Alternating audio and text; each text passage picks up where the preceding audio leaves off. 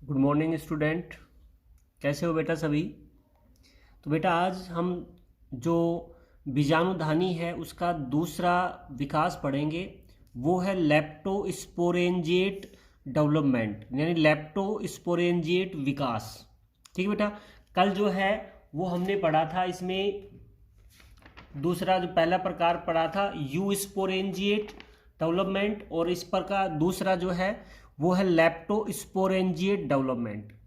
अब देखिए बेटा, लेप्टोस्पोरेंजिएट डेवलपमेंट में क्या होता है कि इस प्रकार के डेवलपमेंट जो है उसमें बीजाणुधानी बीजाणुधानी जो है, स्पोरेंजियम जो है, इस बीजाणुधानी का जो विकास है वो एक सुपर सेल जो है या कोशिका जो है उसके द्वारा होता है। यानी बीजाणुधानी के संपूर्ण विकास में केवल एक ही कोशिका भाग लेती है। एक ही जो कोशिका है वही क्या लेती है, इसमें भाग लेती है, जो संपूर्ण बीजाणुधानी का विकास करती है। अतः इसे लेप्टोस्पोरेंजिएट प्रकार का विकास कहा जाता है। यूस्पोरेंजिएट में एक कोशिकाओं का एक समूह बीजाणुधानी बना रहा था, जबकि लेप्टोस्पोरेंजिएट डेवलपमेंट में एक सुपर सेल जो होती है, एक कोशिका जो होती है, मुख्य कोशिका जो है, ये बीजाणुधानी जो है उसका निर्माण करती है। ठीक बेटा। इस एक कोशिका जो है इसमें अनुप्रस्थ विभाजन होते हैं, जिसे आउटर सेल और इनर सेल बनती हैं। जो एक स्पोरेंजियम इनिटैल, जिन्हें बीजाणुधानी प्रारंभिका कहा जाता है, इसमें जब अनुप्रस्थ विभाजन होंगे तो क्या बनती है, एक तो आउटर सेल बनती हैं और एक इनर सेल जो है उसका निर्माण होता है। आउटर सेल और इनर सेल जो हैं ये निर्मित होती हैं। इनर सेल जो है उसमें आगे चलकर कोई विभाजन नहीं होता है, ये विभाजन में भाग नहीं लेती है। लेकिन आउटर सेल जो होती है, इस आउटर सेल में लगातार 3 से 4 क्रमागत विभाजन, तिर्यक विभाजन होते हैं, जिससे शीर्ष पर एक एपिकल सेल्स का निर्माण होता है। शीर्ष पर क्या होगा, एपिकल सेल्स।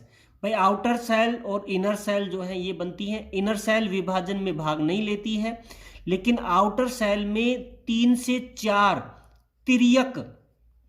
तिर्यक विभाजन होते हैं, जिससे शीर्ष पर एक एपिकल सेल्स का निर्माण होता है।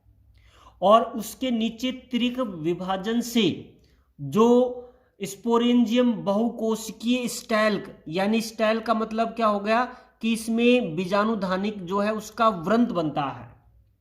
भाई तिर्यक जो विभाजन हुए तो शीर्ष पर तो क्या बन गई, एपिकल सेल्स, और नीचे जो बहुकोशिकीय जो सेल बनी है, अनेक कोशिकाओं जो बनी है, वो स्टैल्क सेल होती हैं, जो बीजाणुधानी के व्रंत जो है उसका निर्माण करती है। स्टैल्क सेल यानी व्रंत कोशिका होती है, जो आगे चलकर व्रंत जो है, स्टैल्क जो है उसका निर्माण करती है। एपिकल सेल जो होती है, अब इस एपिकल सेल में तिर्यक विभाजन से 3 कोशिकाएं बनती हैं। तिर्यक विभाजन से क्या बनती हैं, 3 कोशिकाएं बनती हैं। ठीक है। और इनके जो 3 कोशिकाएं हैं, जिसमें मध्य में जो कोशिका होती है वो सेंट्रल सेल कहलाती है। वह तिर्यक विभाजन होने से 3 सेल बनती हैं। अब ये 3 सेल जो हैं, जो किनारों पर व्यवस्थित होती हैं, ये 3 सेल तो किनारों पर है, और जो मध्य में स्थित है वो क्या कहलाती है, सेंट्रल सेल कहलाती है। परिधीय जो कोशिकाएं होती हैं, ये लगातार विभाजन करके ये क्या करती हैं, जो बीजाणुधानी जो है उसके जैकेट या बाह्य आवरण जो है उसका निर्माण करती हैं। भाई एक तो सेंट्रल सेल है, सेंट्रल सेल नहीं है। इसके बाद परिधीय जो कोशिकाएं हैं, ये परिधीय कोशिकाएं लगातार अपनत और परिणत विभाजन के द्वारा बीजाणुधानी जो है उसके चारों ओर जैकेट या आवरण का निर्माण करती हैं। सेंट्रल सेल जो होती है, ये परिधि सेल में विभाजन हो गया, जिससे जैकेट बन गया। उसके बाद सेंट्रल सेल जो है इसमें पुनः परिधीय विभाजन के द्वारा परिधीय विभाजन होगा और परिधीय विभाजन से टेपिटम सेल जो है उसका निर्माण होता है। सेंट्रल सेल में जो विभाजन हुआ तो जो ये परिधीय कोशिकाएं हैं ये क्या बनाती हैं, टेपिटम सेल जो है उसका निर्माण होता है। टेपिटम सेल बन गई। उसके बाद जो केंद्रीय सेल होती है, अब ये केंद्रीय सेल विभाजित होकर अब प्राइमरी स्पोरेंजियस सेल का निर्माण करती है। भाई सेंट्रल सेल में विभाजन हुआ जिससे परिधि की ओर जो कोशिकाएं हैं वो तो क्या कहलाई, टेपिटम सेल कहलाई, और मध्य में जो सेल है वो कहलाती है पेरिस्पोरेंजियन सेल जो है ये कहलाती है। अब टेपिटम सेल बन जाती हैं चारों ओर, तो टेपिटम सेल बन जाएंगी और अंदर जो पेरिस्पोरेंजियन सेल जो होती है ये स्पोरेंजियम टिश्यू जो है उसका निर्माण करती है।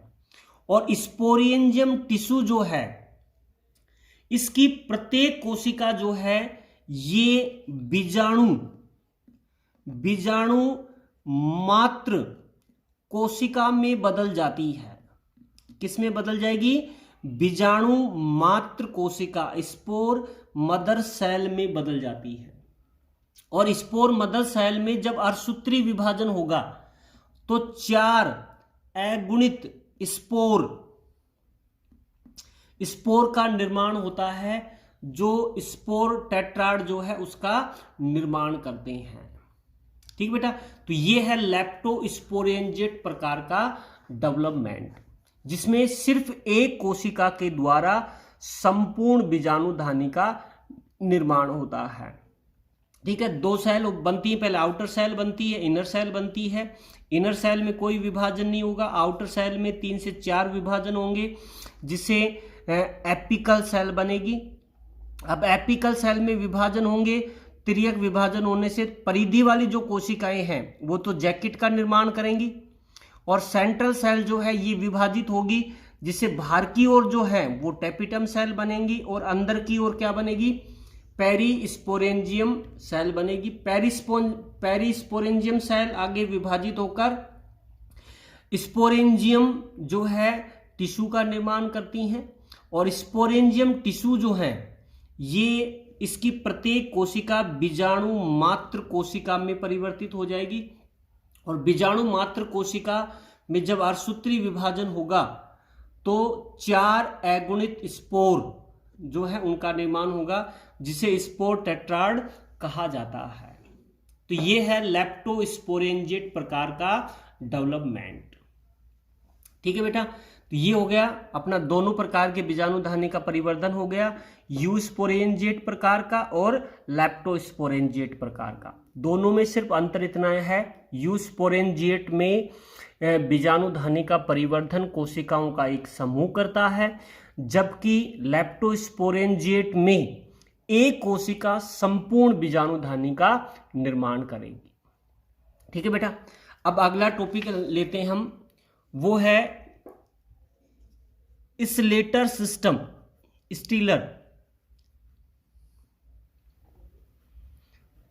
Stealer system in pteridophyte.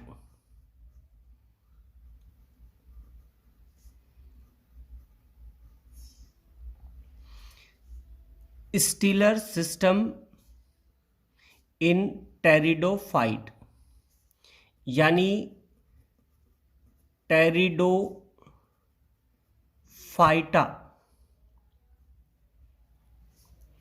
में सहवन तंत्र,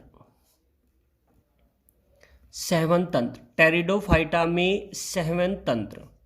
बेटा बहुत अच्छा एक 10 नंबर का ये क्वेश्चन है।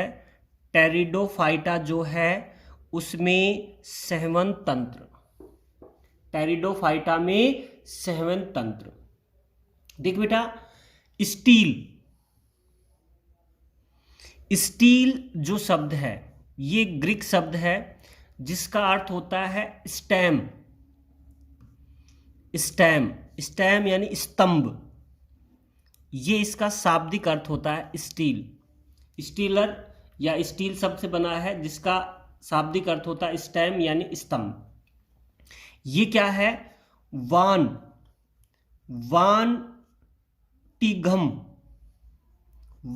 टिघम नामक वैज्ञानिक व डोलिअट नामक जो वैज्ञानिक थे, उन्होंने क्या बताया कि स्टील जो है ये किसी भी स्टेम का केंद्रीय भाग होता है।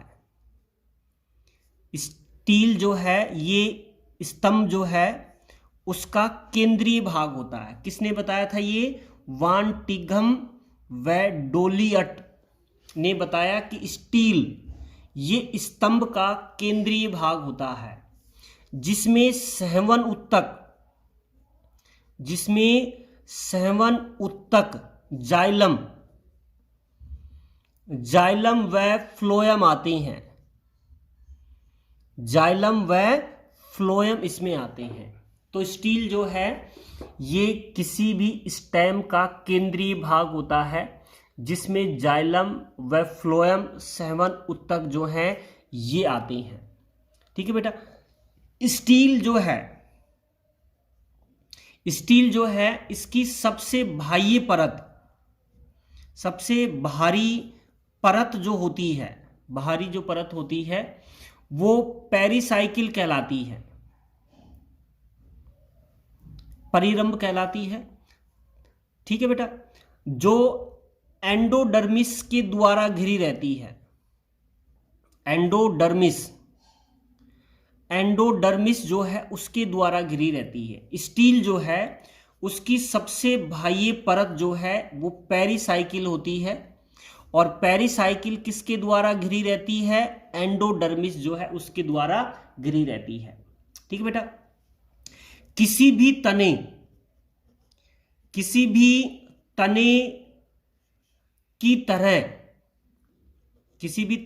तना जो है उसकी तरह पर्ण जो है उसमें भी स्टीलर सिस्टम पाया जाता है। भाई जिस तरह तने में पाया जाता है सहवन तंत्र, उसी तरह जो पर्ण है उसमें भी ये सहवन तंत्र पाया जाता है। पर्ण जो है जिस स्थान से तने के स्टीलर सिस्टम से जुड़ी रहती है, पर्ण जो है जिस स्थान से तने के स्टीलर सिस्टम से जुड़ी रहती है उसे पर्ण चिन्ह कहा जाता है। वो क्या कहलाता है? पर्ण चिन्ह कहलाता है। आद्य जो पादप होते हैं, आद्य यानी पुराने जो पादप होते हैं, उनमें जो पर्ण चिन्ह जो है ये नहीं पाए जाते हैं। आद्य पादपों में पर्ण चिन्ह जो है ये नहीं पाए जाते हैं। बेटा इसको एक बार दोबारा सुनना। स्टीलर सिस्टम और इन टेरिडोफाइट जो है, टेरिडोफाइटा में सहवन तंत्र। स्टील जो शब्द है ये इसका शाब्दिक अर्थ होता है स्टेम यानी तना। वान टिघम व डोलिअट नामक वैज्ञानिकों ने बताया कि स्टील जो होता है ये स्टेम का केंद्रीय भाग होता है, जिसमें सहवन उत्तक, जाइलम और फ्लोएम जो है ये पाए जाते हैं। स्टील जो होता है इसकी बाह्य परत जो है, सबसे भारी जो परत होती है वो पेरिसाइकिल परिरंभ होती है, जो एंडोडर्मिस अंतस्त्वचा जो है उससे घिरी रहती है, अंतस्त्वचा से घिरी रहती है। किसी भी तने जो है उसकी तरह ही पर्ण में भी स्टीलर सिस्टम यानी सहवन तंत्र पाया जाता है, और पर्ण जिस स्थान से तने के स्टीलर सिस्टम से जुड़ी होती है उसे पर्ण चिन्ह कहा जाता है। और ये पर्ण चिन्ह जो हैं ये आद्य पादपों में नहीं पाए जाते हैं। आदि पादप जो है, पुराने पादप है, प्राचीन पादप जो होते हैं उनमें पर्ण चिन्ह अनुपस्थित होते हैं। ठीक है बेटा। टेरिडोफाइटा में जो स्टील पाया जाता है, ये स्टील मुख्यतया 6 प्रकार का होता है। ये स्टील मुख्यतया कितना प्रकार का है? 6 प्रकार। स्टील का मतलब उसका सेवन तंत्र जो है वो 6 प्रकार का होता है। ठीक है बेटा। 6 प्रकार में हम पहला प्रकार लेते हैं और वो है प्रोटो स्टील।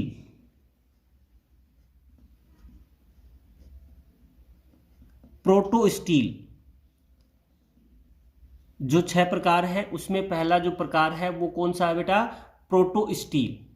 प्रोटो स्टील में क्या होता है कि इस प्रकार के स्टील में जो जाइलम है, जाइलम जो है ये सेंटर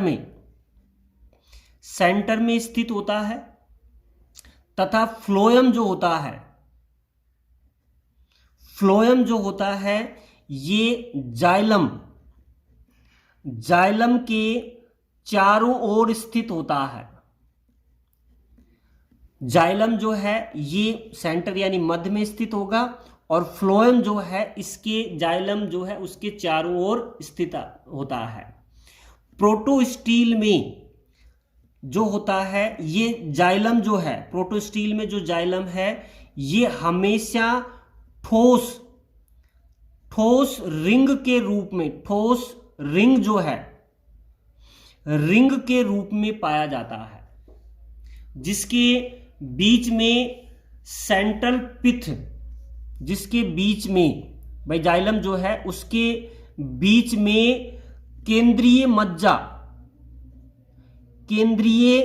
मज्जा जो है ये अनुपस्थित होती है। केंद्रीय मज्जा नहीं पाई जाती है।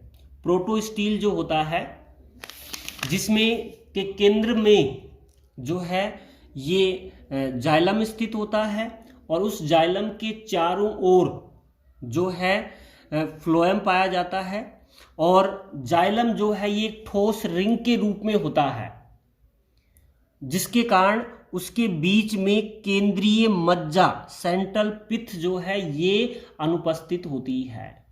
ठीक है बेटा। प्रोटो स्टील जो है ये सबसे साधारण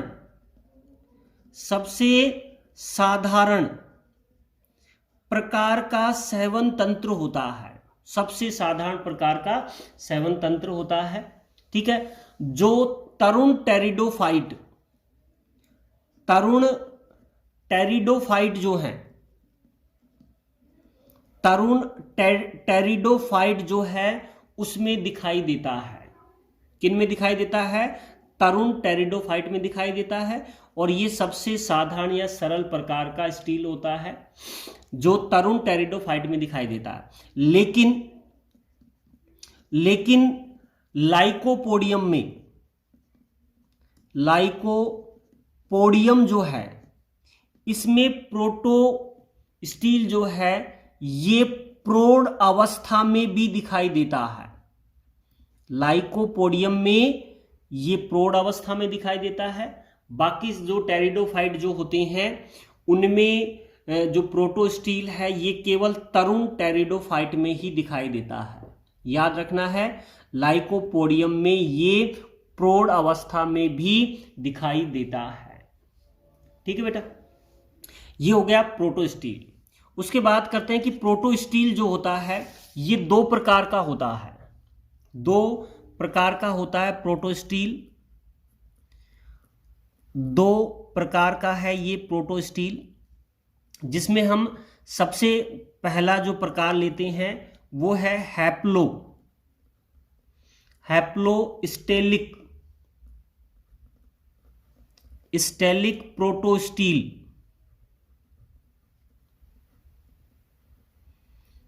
हैप्लोस्टेलिक प्रोटो स्टील। भाई प्रोटो स्टील 2 प्रकार का है, जिसमें हमने पहला लिया है haplostelic protostele. Haplostelic protostele में क्या होता है कि जो जाइलम है, जाइलम जो है ये केंद्रीय ठोस रिंग के रूप में पाया जाता है और इसके चारों ओर जो है ये फ्लोएम जो है ये पाया जाता है। इसके चारों ओर जो है फ्लोएम पाया जाता है और जाइलम केंद्रीय ठोस रिंग के रूप में पाया जाता है। जैसे हम इसका डायग्राम यहां बनाएं तो केंद्रीय ठोस रिंग के रूप में यहां पर क्या है, जाइलम है। ये केंद्रीय ठोस रिंग के रूप में क्या हो गया, जाइलम। जाइलम जो है इसके चारों ओर क्या उपस्थित है, फ्लोएम जो है ये उपस्थित है। ठीक है बेटा, फ्लोएम जो है हो गया, इसके चारों ओर जो है ये पेरिसाइकिल जो है ये उपस्थित है और पेरिसाइकिल को कौन चारों ओर से आवृत करती है, एंडोडर्मिस। ये क्या हो गई, एंडोडर्मिस हो गई। ठीक है बेटा, अब देखिए क्या है, सबसे अंदर क्या है, जाइलम। जाइलम हो गया। जाइलम जो है उसके बाहर की ओर क्या है, फ्लोएम। बाहर की ओर क्या हो गया, फ्लोएम हो गया। और उसके सबसे बाहर की ओर जो है ये हो गई पेरिसाइकिल। पेरिसाइकिल, और पेरिसाइकिल जो है उसके चारों ओर क्या उपस्थित है, एंडोडर्मिस। एंडोडर्मिस। तो ये है हैप्लोस्टेलिक प्रोटोस्टील, जिसके मध्य में जाइलम केंद्रीय ठोस रिंग के रूप में उपस्थित होता है और उसके चारों ओर क्या उपस्थित है, फ्लोएम है। तो इस प्रकार का जो स्टीलर जो सिस्टम है, सेवन तंत्र जो है वो हैप्लोस्टेलिक प्रोटोस्टील कहलाता है। ठीक है बेटा, अब दूसरा प्रकार लेते हैं एक्टेनो। दूसरा जो इसका प्रकार है वो है एक्टेनोस्टेलिक प्रोटोस्टील।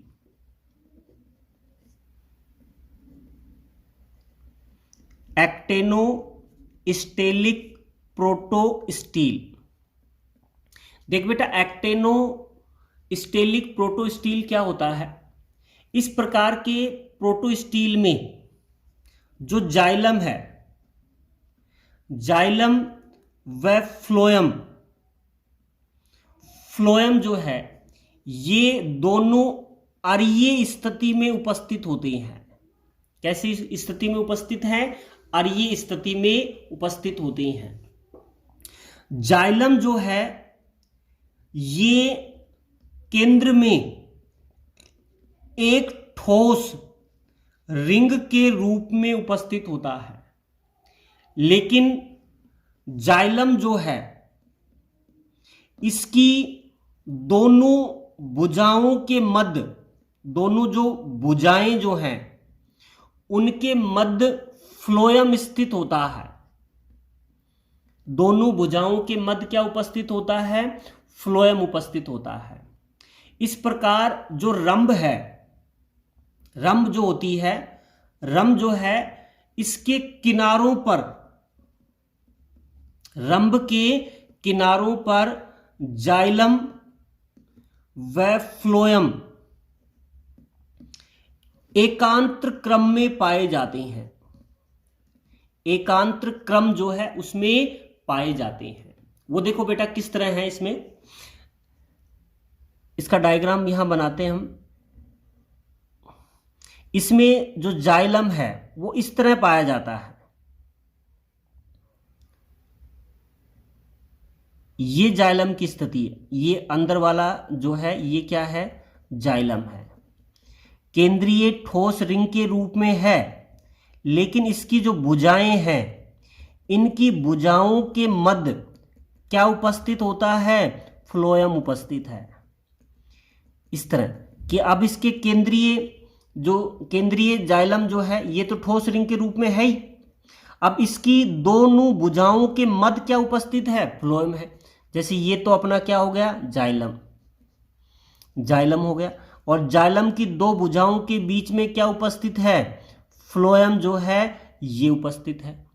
तो अगर अब हम जैसे यहां पे पढ़ा था हमने, रंभ के किनारों पर जाइलम जो है और फ्लोएम एकांतर क्रम में पाए जाते हैं। किनारों पर यहां की बात करें तो phloem xylem phloem xylem phloem xylem phloem xylem, यानी किनारों पर जो जाइलम और फ्लोएम है वो एकांतर क्रम में पाए जाते हैं। तो इस प्रकार का जो प्रोटोस्टील है वो हैप्लोस्टेलिक प्रोटोस्टील कहलाता है, जिसमें केंद्र में जाइलम जो है ये एक ठोस रिंग के रूप में है, लेकिन जाइलम की भुजाओं के मध्य क्या उपस्थित होता है, फ्लोएम जो है ये उपस्थित होता है। ये बाकी जो इसकी संरचनाएं हैं,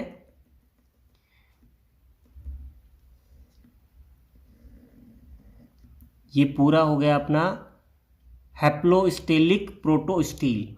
अंदर की ओर जाइलम हो गया और इनकी दो भुजाओं के बीच में फ्लोएम जो है ये उपस्थित है। और इस प्रकार का जो स्टेलिक जो सिस्टम पाया जाता है वो एक तो साइलोटम में, साइलोटम जो है उसमें ये पाया जाता है। उसके अलावा ये लाइकोपोडियम, लाइकोपोडियम जो है उसमें ये पाया जाता है। ठीक है बेटा। और तो ये दो प्रकार का हमने पढ़ लिया, एक तो हैप्लोस्टेलिक प्रोटोस्टील, ठीक है बेटा, और दूसरा एक्टेनोस्टेलिक प्रोटोस्टील। इसमें हैप्लो में क्या है कि केंद्र में जाइलम ठोस रिंग के रूप में और उसके भार के ऊपर क्या उपस्थित है, फ्लोएम।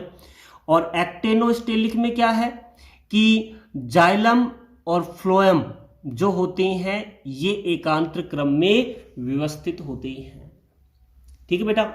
उसके बाद जो एक्टेनोस्टेलिक प्रोटोस्टील है ये फिर दो प्रकार का होता है, ये फिर दो प्रकार का होता है, जो आगे अगली क्लास में जो है उसमें हम ये पढ़ेंगे।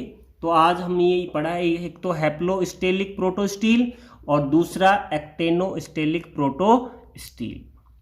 ठीक है बेटा, आज के लिए इतना ही। Thank you.